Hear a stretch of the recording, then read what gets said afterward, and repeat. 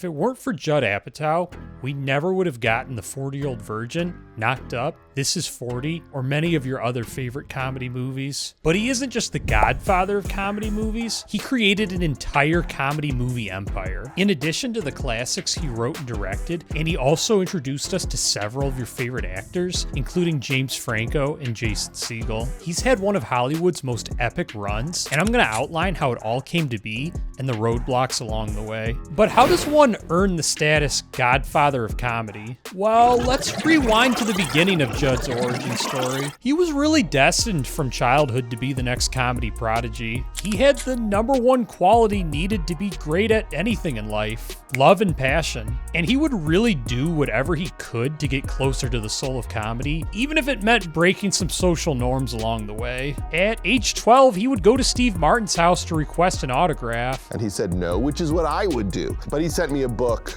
after I wrote him a letter complaining about it that said, to Judd, I'm sorry. I didn't realize I was speaking to the Judd Apatow. In high school, he took a job as a dishwasher at a local comedy club in order to be able to hear other comics perform. But then he took matters into his own hands. In high school, he would start a comedy club purely for the intention of interviewing comics over the school's radio station. No one was trying to talk to these people, and so it made the publicist look good. Hey, I got you an interview. And then I would show up with my pimples and my big, tape recorder. And boy, did he land some impressive interviews, which included the likes of Jerry Seinfeld, Howard Stern, and Gary Shandling, who would help pave the way for Judd's big break into the industry. But what's the best way to actually get funnier? I mean, Judd was no doubt getting exclusive access to several bright minds in comedy, but putting comedy under a microscope alone is not enough. You really need to surround yourself with other comedic minds in your inner circle. And are you familiar with Adam Sandler?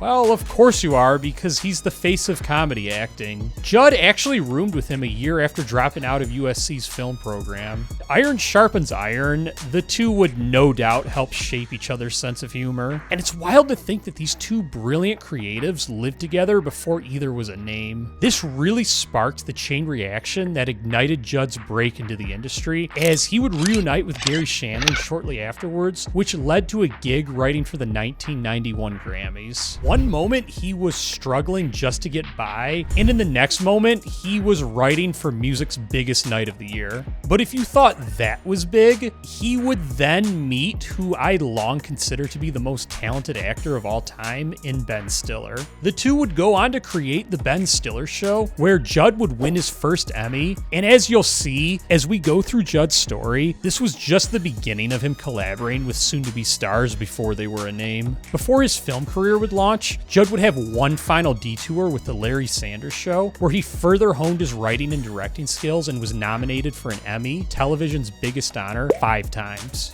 But we all know Judd for his work in film. So where did it all start? Well, the year was 1995. A decade before Judd would direct his first comedy, but it was the year he reunited with Ben Stiller for the first comedy movie he would write, Heavyweights. Funny enough, this movie was produced by Disney and would get a PG rating, which is the exact opposite of the sorts of R-rated movies that Judd and Ben would champion through the years. But speaking of epic collaborations, everything would change with Cable Guy. He didn't just produce this movie and further climb up the comedy movie ladder, he would also find love. On set, he met his wife and most frequent collaborator, who would help shape the genre in the 21st century, Leslie Mann. And I remember looking over at him while we were driving to the basketball game, and I thought, oh, this is a nice person, and oh, this is the person I should be with. And remember the aforementioned collaborations with soon-to-be but not yet stars? Freaks and Geeks was the pinnacle of this. Judd wrote,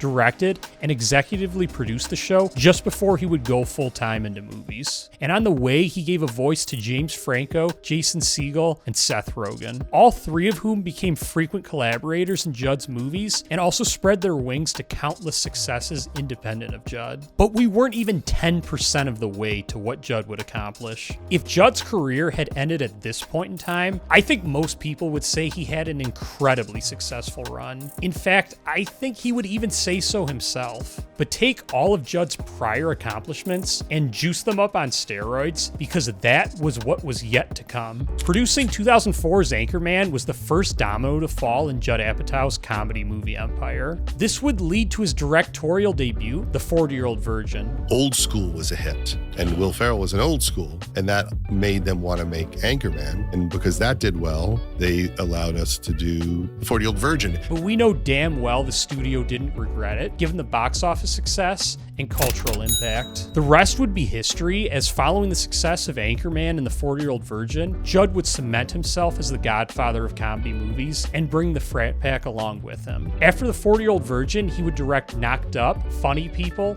and This Is 40. Debatably the most epic consecutive 4-film run of any director of any genre ever. But this wasn't even his biggest accomplishment. From 2004 to 2013, he produced at least one comedy movie every year and really helped a ton of people get their passion projects made who otherwise wouldn't have been able to. Some of the most notable titles include Superbad, Bridesmaids, and Step Brothers, 3 of the most iconic comedy movies of the 21st century. But you never actually notice in the moment when you're in the glory days with something, like we were with comedy movies at the time. And all fun eventually must come to an end. As I'm sure you're aware, by about the mid-2010s, the genre really started to fade. Judd would go 5 years between Trainwreck and his next feature, The King of Staten Island. Given Judd's soon-to-be return to movie theaters, it looked like things were about to rebound. But Judd could just not catch a break, because COVID would hit and deny this movie a theatrical release.